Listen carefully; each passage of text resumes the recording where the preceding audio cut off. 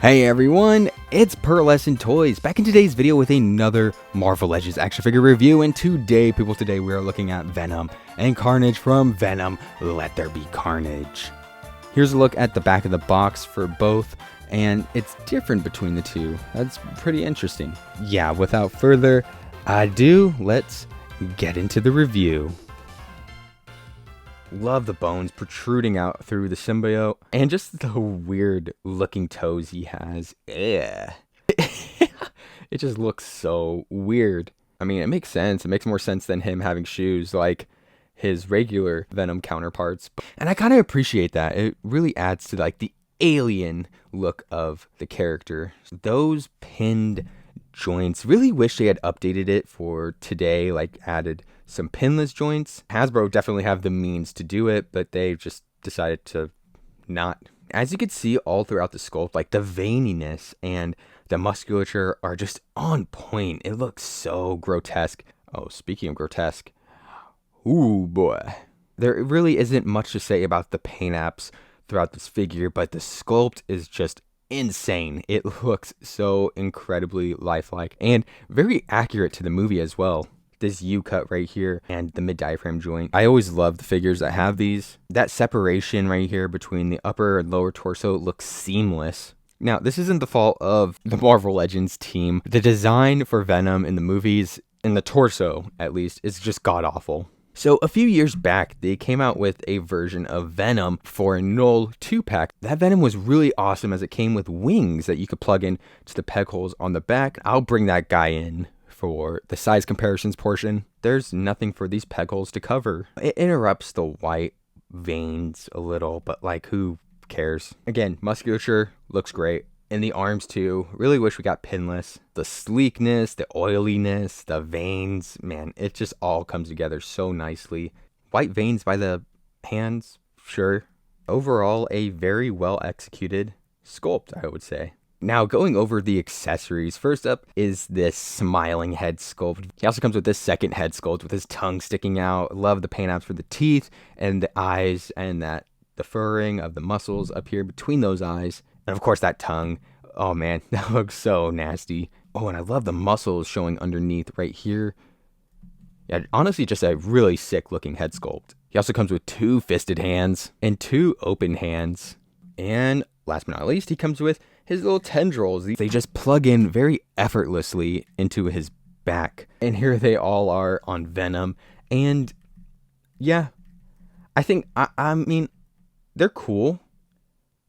I don't remember if this was in any of the movies, but sure. My version, this head like really goes in too far. I don't know if I have to like melt it and make it so it's just pointing straight this way, because it just like wants to hit the head right there. Oh man, that looks really bad. Yeah, maybe I just got like a really bad version. A cool accessory, although it's one that I don't really see myself using that much. Now, going over the articulation, the head is able to move up this much, look down that much. There is some pivot and some side-to-side movement. The arm is able to move this far up and go all the way around. Upper bicep swivel. A double-jointed elbow that's able to bend in this much. And he has your standard wrist hinge, allowing his hand to move up, down, and all the way around. With the combination of his mid-diaphragm and lower ab crunch, he's able to bend this far back, this far forward. He has pivot right there at the diaphragm and some side-to-side movement as well. His leg is able to kick up this much, go out to the side that much, and go back a decent amount.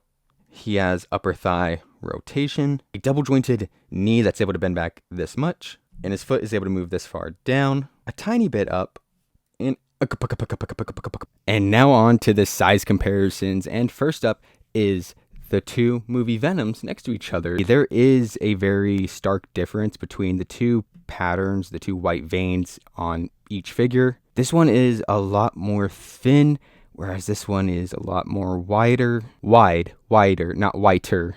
They're pretty much the same color. It's just this one has bigger veins. It's like that on the forearms and the hands as well. This one has no holes on the back. This one does. And that's because it's using this mold from the Null 2-pack. In case you were wondering, yes, you are able to plug in these awesome Venom head effects into the back of the Null 2-pack version. And yeah, it does a pretty good job of covering up those big ugly peg holes. Only thing is the tongues don't really match up with this one, but like that really doesn't matter. And the wings that come with that Knoll 2-pack version do fit onto the movie Venom. I think that looks beautiful, man. All right, moving on with the size comparisons. Here is that movie Venom next to the Retro Collection Carnage and Retro Collection Venom that released this year. Knoll and Shriek, Renew Your Vows and Amazing Friends Spider-Man, Tobey Maguire Spider-Man, Andrew Garfield Spider-Man, Tom Holland Spider-Man, Deadpool and Hydra Bob, Darwin and Morbius, and finally Jeff the Landshark and Spider-Ham.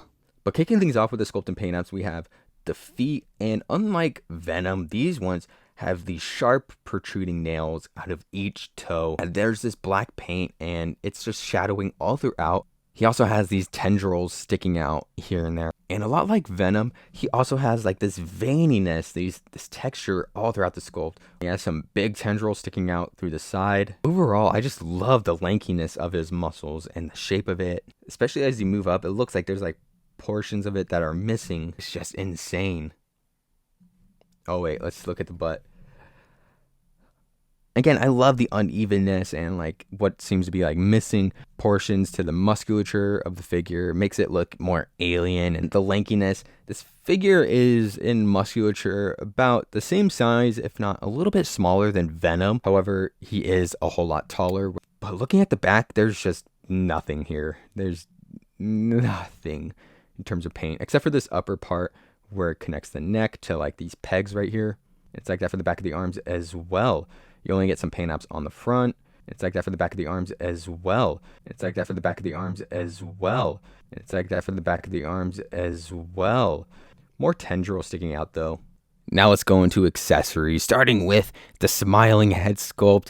We have his head sculpt with the tongue hanging out. The tongue is sculpted wonderfully. There's some ridges in that tongue. Just like with Venom, he also has some muscles stretching out on the sides of the mouth, and these ones have holes in them so you can see the inside. Love the depth with the mouth. It just looks like it goes all the way down. I absolutely love it. And compared to the regular smiling head sculpt, you can see the eyes are a bit more squinted. Honestly though, this head sculpt is just me whenever I see Venom's ass. He also comes with 2 open hands, and dude, the sculpt of these are insane. Love the holes in the palm going out through the back of the hand, and you could just see right through it. That's awesome. And there are some paint apps in between the thumb and the pointing finger, but nowhere else on the hand. I think it is still a really neat touch that they added that.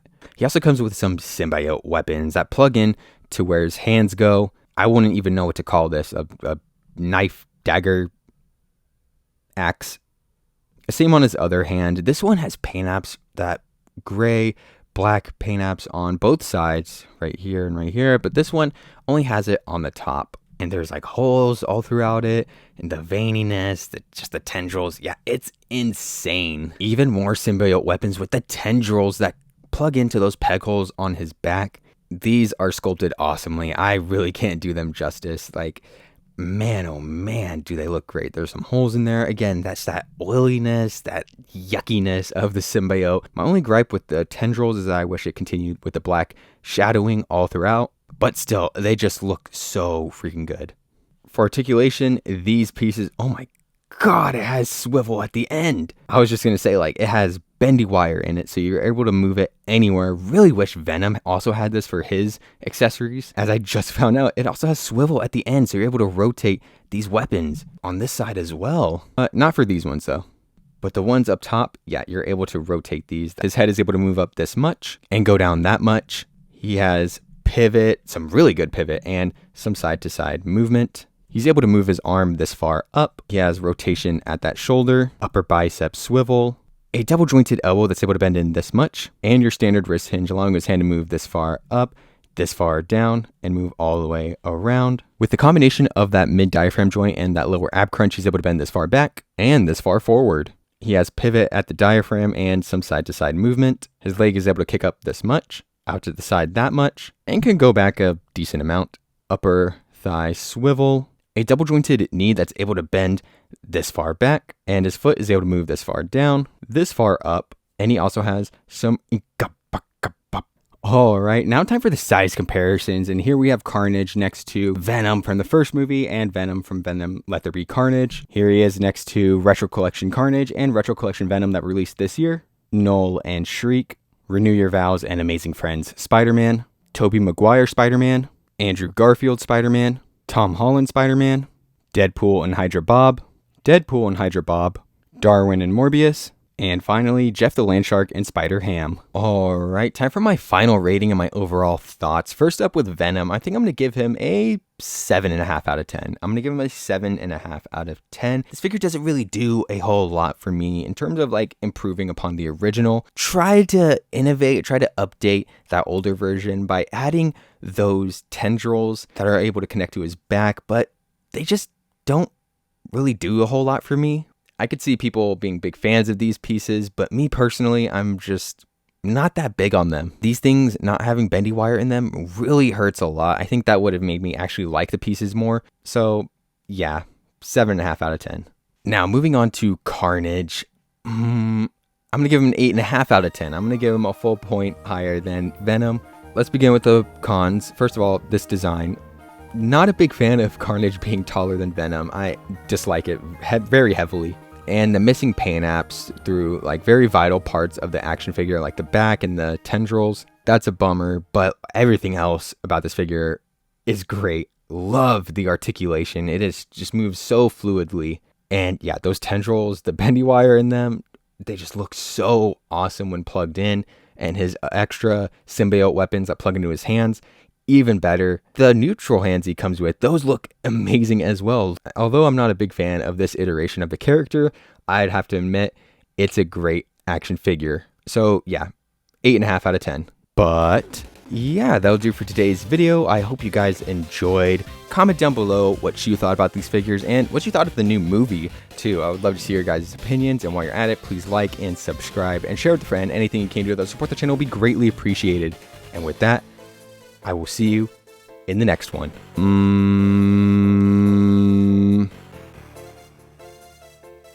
Bye.